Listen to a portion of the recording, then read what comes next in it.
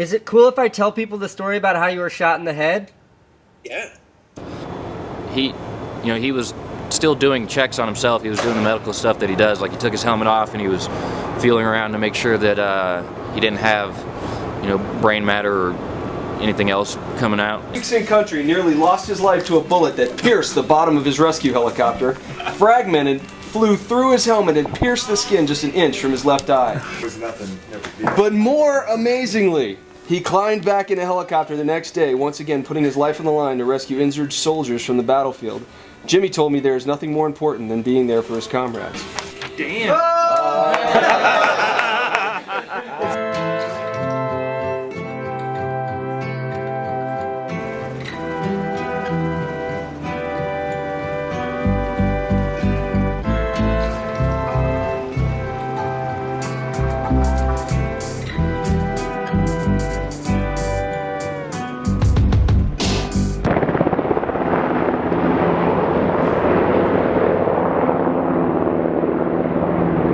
My name is Jimmy Settle, and I'm a pararescue man from Anchorage, Alaska, part of the 212th Rescue Squadron.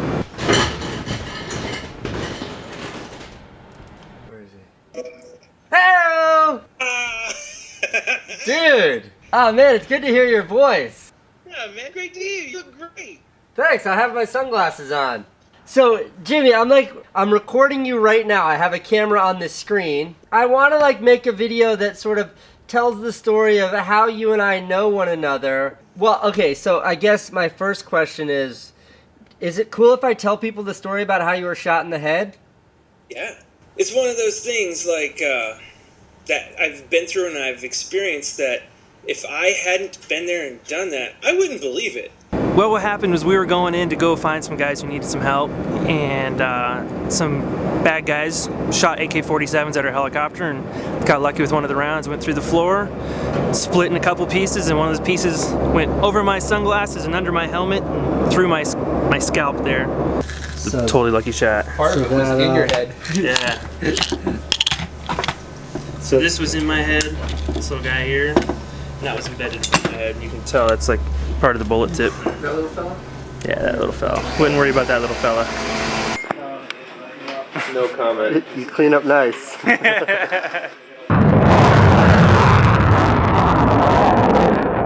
we were in Afghanistan. We sort of snuck in as journalists, but really what we were doing there was tattooing. We were embedded with you guys, embedded with the pararescue team, and we were actually just tattooing them. We set up the only tattoo parlor ever in the war zone in Afghanistan. Your tattoo, I think, was my favorite of the entire...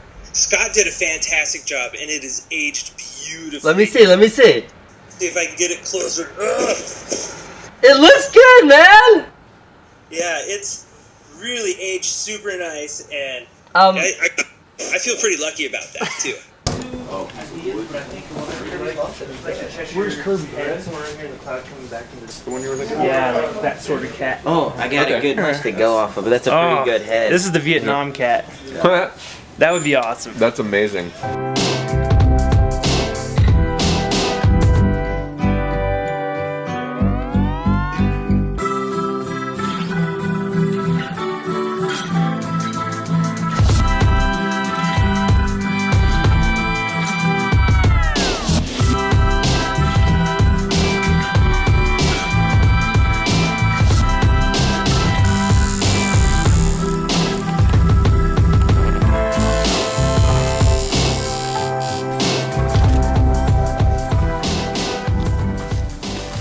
All right there, sir. Thank you very much. Yeah, you want to check it out in the mirror, see what you think? I mean, not that you haven't been staring at it for an hour and a half. This is pretty awesome. This is, so kind of symbolizes our career field in a way that we're all a little bit mad. Number of lives we've used up here, got 7, 2 to go. What are the 7 lives you've used up? The last one here was getting shot in the head last week, and that's a pretty good story right there. Going to go help somebody and get shot at, and then one before that, getting left out at sea in the middle of January, middle of the night. That was a pretty good one. Yeah. Jimmy, something funny. Do you remember the gay porn playing cards that you guys love?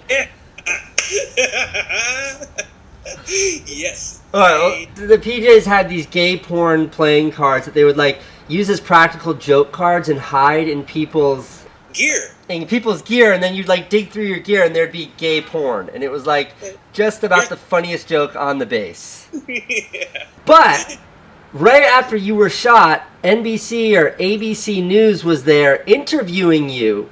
And you were on TV with Lester Holt, and he was interviewing you about the most serious thing ever, being shot. And you went to show him your helmet, and inside your helmet was a gay porn playing card.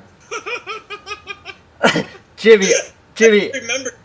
I happen to have that Lester Holt footage. You do? Brian, good evening to you. You want to get a sense of how intense the fighting has been in eastern Afghanistan? Ask the men and women of the 33rd Rescue Squadron. They are a Combat Soldiers 911. There it is right there. It's the AK-47 hole. The hole is in the bottom of a Pavehawk helicopter. The inscription Sergeant Jimmy Settle wrote next to it says it all. Almost got me, and that's the date, my new alive birthday. The bullet struck the bottom of the aircraft, fragmented, and then part of the piece went up here above my head, but another part went right over my sunglasses and then right underneath my helmet here.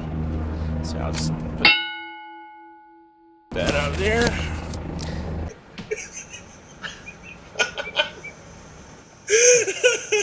Thank you for capturing that on film.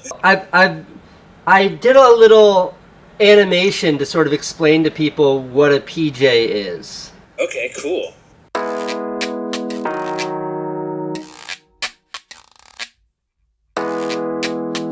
They're Air Force pararescuemen, or more commonly known as PJs. They spend most of their time jumping out of helicopters.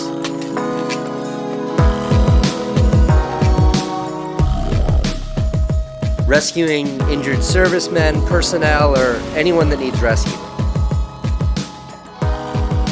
And what makes them extraordinary is they go into the fight and pull the wounded out. They're special forces, they're medics, they're airborne, they're divers.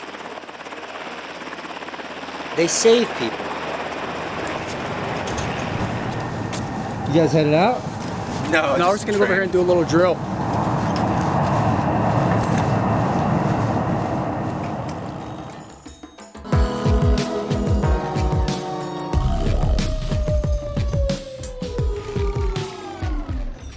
You know, another thing too is I have footage from you receiving your Purple Heart in Alaska. What? I came up there for that ceremony to see you get that, and I had my camera rolling. I recorded the whole thing.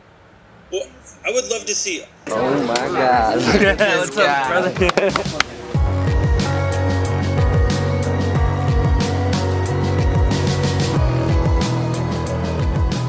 On 13 November 2010, Senior Airman Settle was operating as part of HH-60 crew tasked to recover 6 wounded soldiers. While identifying the enemy positions, he was struck in the forehead by a 7.62 millimeter round fragment. The force of the impact knocked him onto his back and across the aircraft.